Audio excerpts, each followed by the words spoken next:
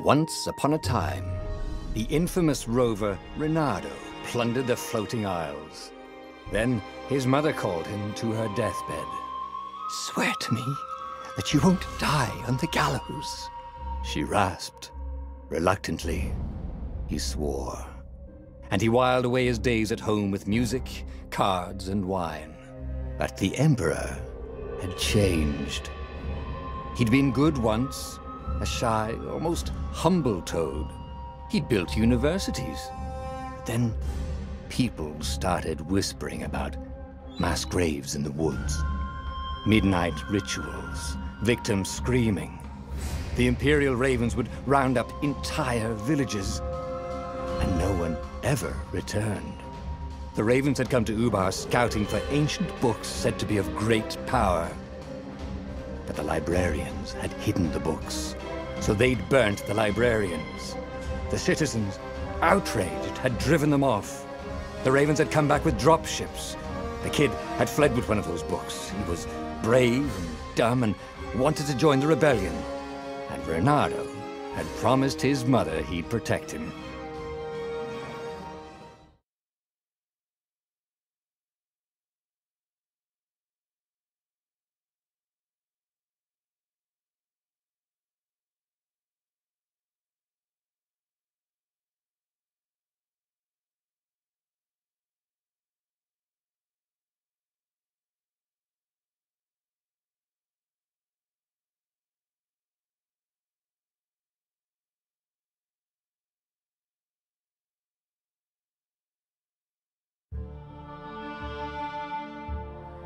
The kid was looking down, watching his city burn.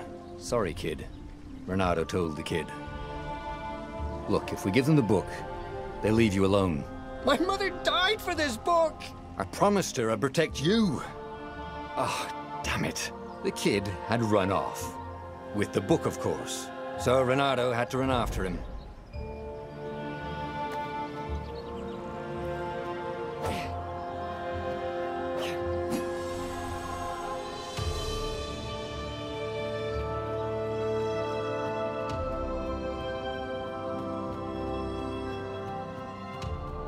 The two Ravens were staring at the kid like he was their dinner, which probably was what was in their tiny brains.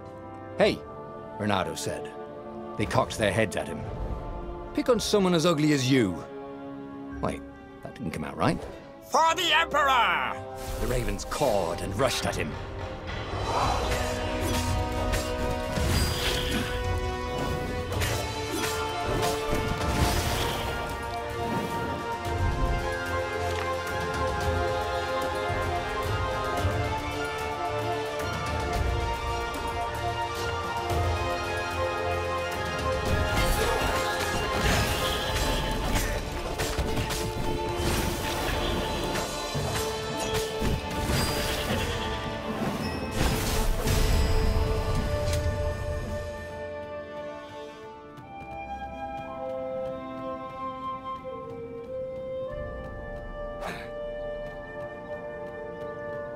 A dropship flew overhead. He hoped they hadn't noticed him. The kid.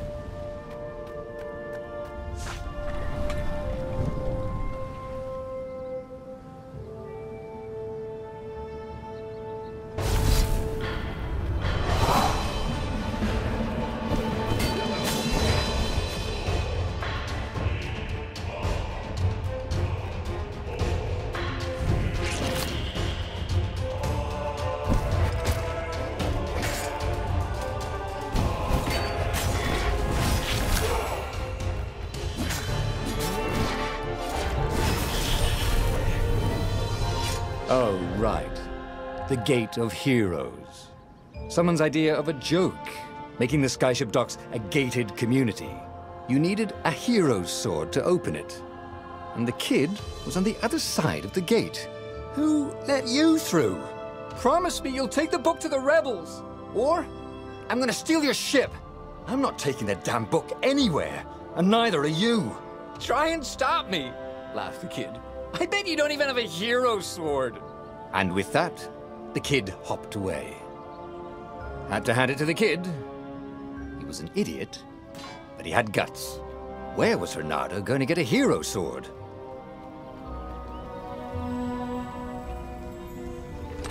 Ore and wind essence? Perfect.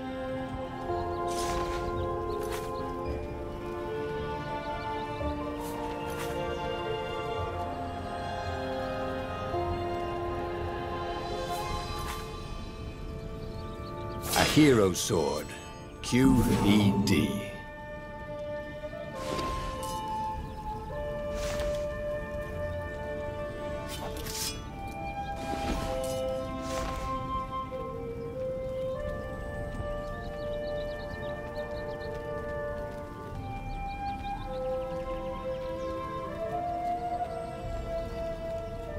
This is what he got for settling down and finding people to care about. The kid's mum had been a swell cook, and she'd laughed at Reynardo's jokes, even when he didn't know he'd made one. And then the ravens had come to burn her, and she'd made him promise to protect the kid. But she never told him where the book was, just the kid. He came up to a ledge. It was too far to jump. There'd been a bridge here before, hadn't there? And there was Peter, giggling at him. "How'd you get across?" he asked the kid. "Where'd you find a hook?" "I hopped," said the kid. Wise-ass kid. "Hey, look out behind you!" "Cute," said Reynardo. Ah, ravens.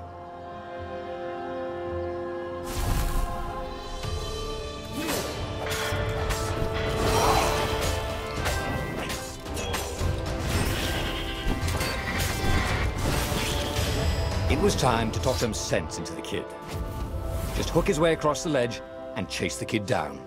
Thing was, he hadn't used his hook since he'd retired. How'd he done it? Maybe if he meditated at that altar there, he'd remember his old skills.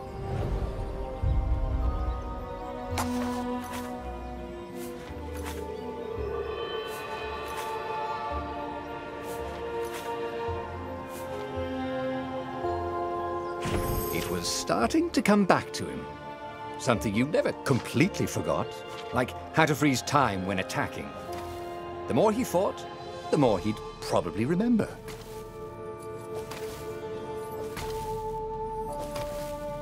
And there was the Farfarer. She was the fastest ship he'd ever known. She could do the Kessel Run in 12 furlongs. Oh, so the salesman had told him. And something told him the kid was about to walk into an ambush. "Stop!" he shouted. "I'm not giving you the book!" shouted the kid, and took off. "No! Peter!" But the kid ran for it, and a goggler nailed him with its eye-beam.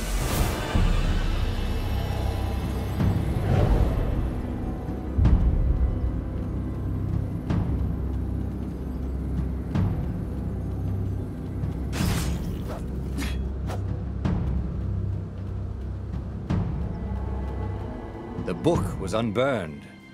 Next to it were the buckles from the kid's shoes, and a kid-sized pile of ashes. Damn it, why hadn't he lied and told the kid he'd take the book to the rebels? The kid would be alive now. Really pissed off and betrayed, but alive. Oh, damn it. Reynardo picked up the book. He couldn't let the Empire have it now. He was going to have to get it out of there. He'd be a wanted man.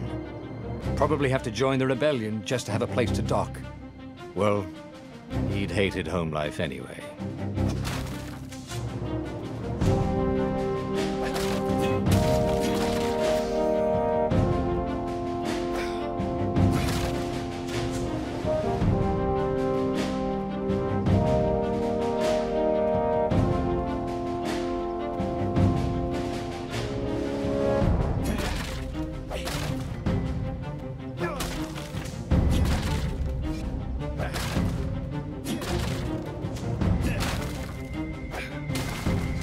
What was the big deal about this book, anyway?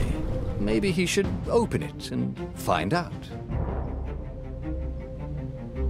All that had been years ago. How many?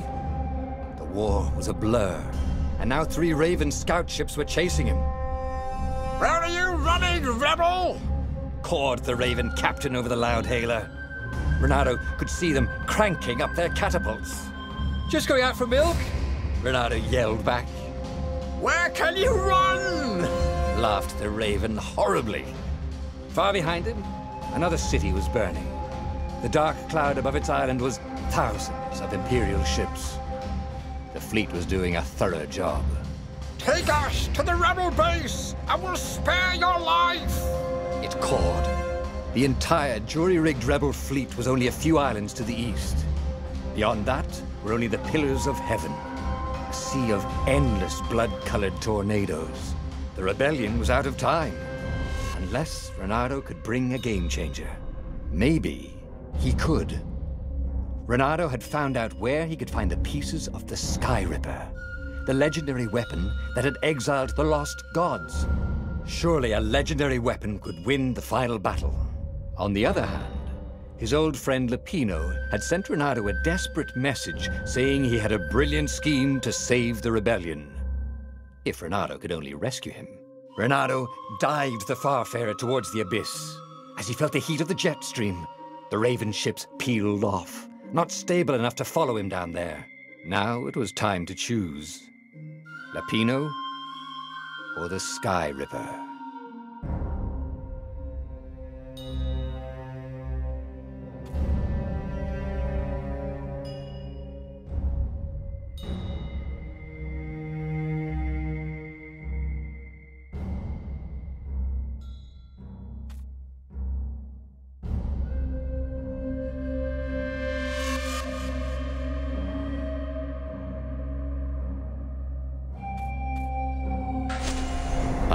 Lapino. Apparently, the Mad Rabbit had sold a Pegasus that he did not exactly own. Lapino always wiggled out of trouble, given time. But he was out of time. The Ravens had figured out that Lapino was a rebel spy. If the fleet reached him first, they'd string him up for that. Never mind the winged horse.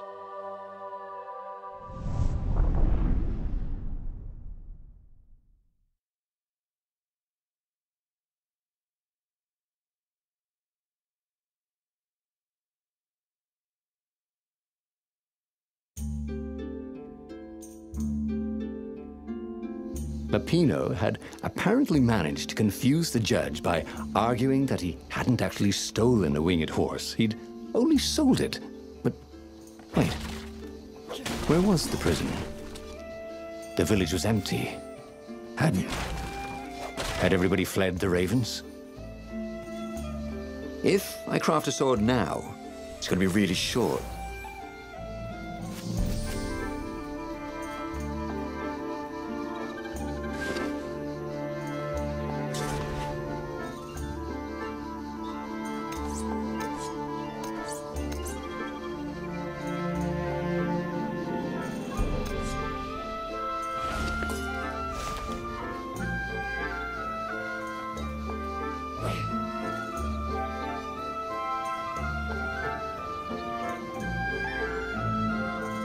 Oh, this really didn't have much in the way of safety features, did it?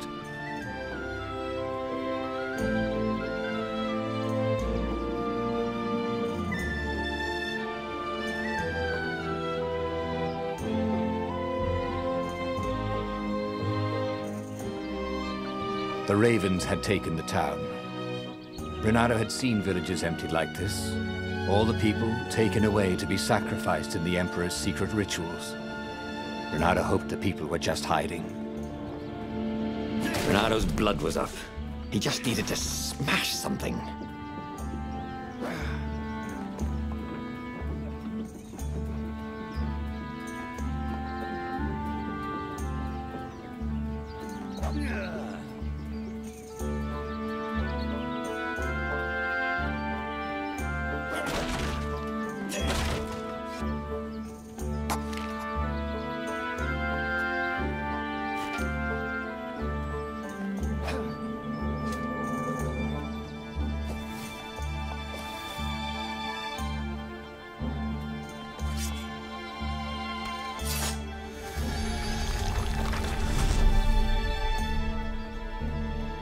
Can't we just agree to disagree?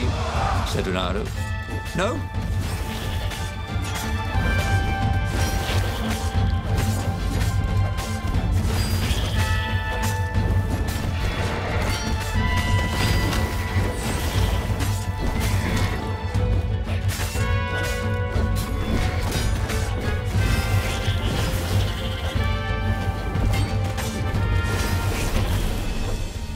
Ravens were landing everywhere. The advance guard. He'd better get moving. If they got to Lupino first, they'd eat him for breakfast. Or a snack. Ravens weren't picky. If they got hungry, they sometimes forgot to interrogate their prisoners. Even top spies like Lupino. Where had the mad rabbit got to?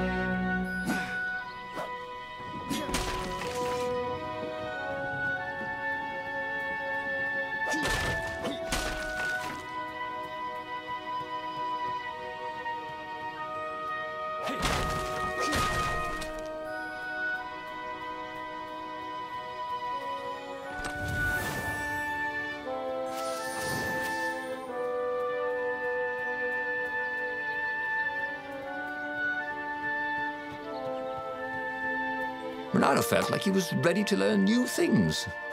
Thank goodness he didn't have to go to school for that. It was starting to come back to him. Something you never completely forgot, like how to freeze time when attacking. The more he fought, the more he'd probably remember.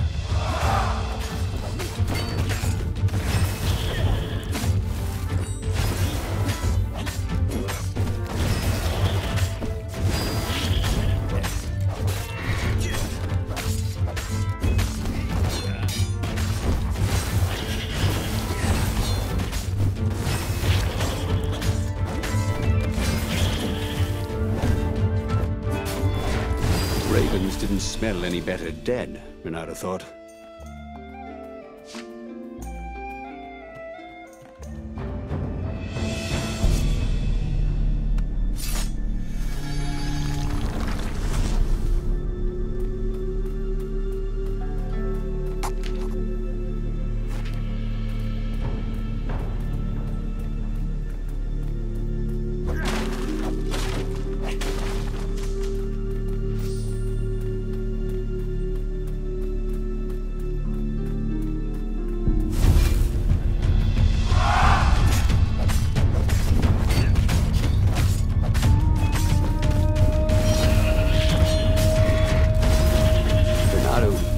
Around the room yelling, oh yeah, that's how we do it.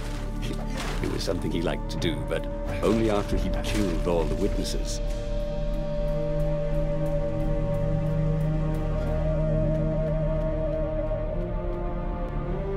Dirty and bloody, Renato finally reached Lupino. The rabbit was practicing his shuffle. Renato recognized the cards. It was Lupino's favorite deck. Oh, I thought you were in danger. I am. The Ravens are coming. Oh, the prison thing. Right, yeah, we see this guard owed me 53 ducats, so we made a deal. They're very reasonable people, actually, for weasels. Now, I got a brilliant plan to kidnap Zenobia. We capture Zenobia, we find out what she knows, and that's the whole war right there. Easy peasy, lemon squeezy. Capture the Emperor's greatest general, who also happened to be a deadly sorcerer and, oh, his only daughter?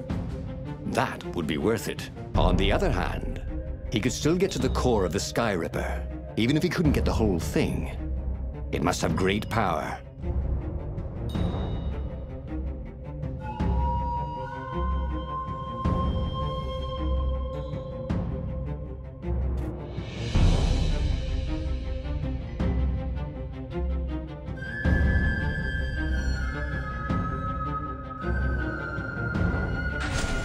To make the Sky Ripper, the Transcendent Emperor had wrapped an armature around the eye of a god. Bernardo had already let that armature slip away to save Lupino's life. But even its core, the eye torn from a god, surely they could fashion a great weapon from that. The core of the Sky Ripper? Lupino's excited. That's an actual thing that we could just go and get. You've been busy. He sure had. Bernardo told him all the things he'd been up to. Soon they got to talking about old times, about wages they'd won and lost, and scrapes they'd barely got out of. It was good to be back with his friend. Bernardo grinned. He had a very good feeling about this.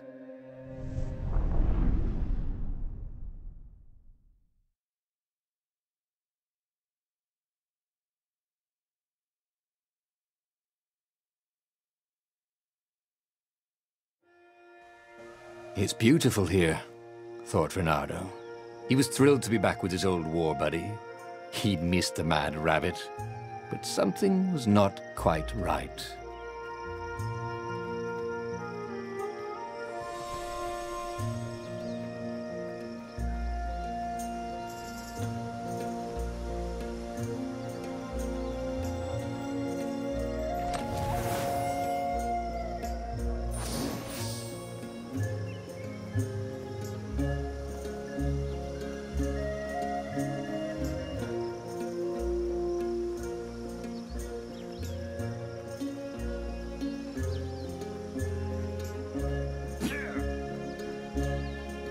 Who needed bridges anyway?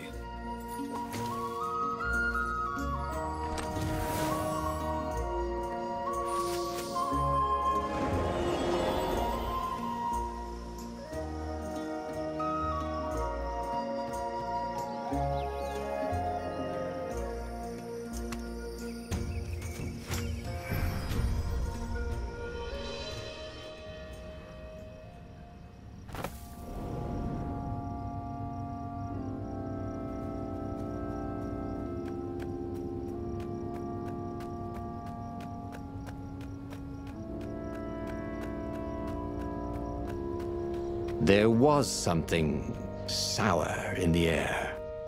Like the earth had ruptured over something that had been fermenting for a very long time.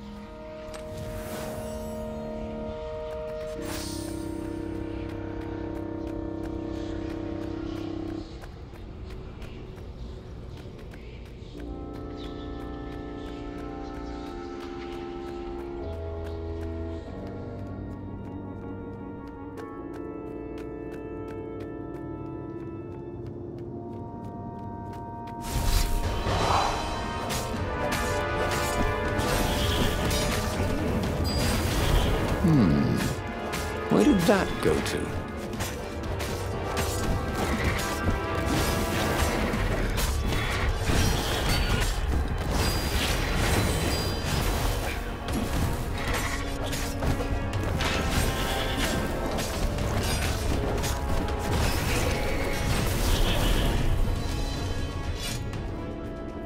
Bernardo felt wrong all over. He could feel an almost palpable sickness in the air. And if the land could have tumors, they would look like these monstrous crystals. The forest was quieter than it had been. There were insects, but few birds, if you didn't count the ravens. Bernardo smelled sick animals and dying ones, but no healthy ones. I'm getting a bad feeling about this, Bernardo thought. Maybe Lupino was right. Maybe they should have kidnapped Zenobia instead of coming here.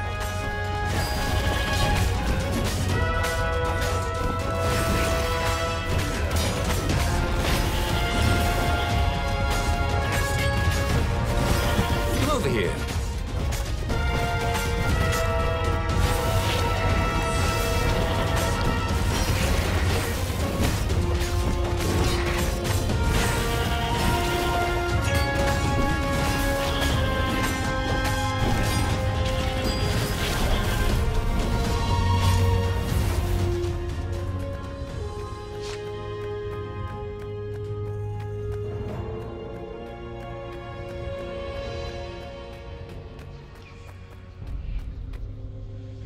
As he held the radiant icosahedron, Bernardo felt queasy, like Dozens of tiny worms were nibbling his insides.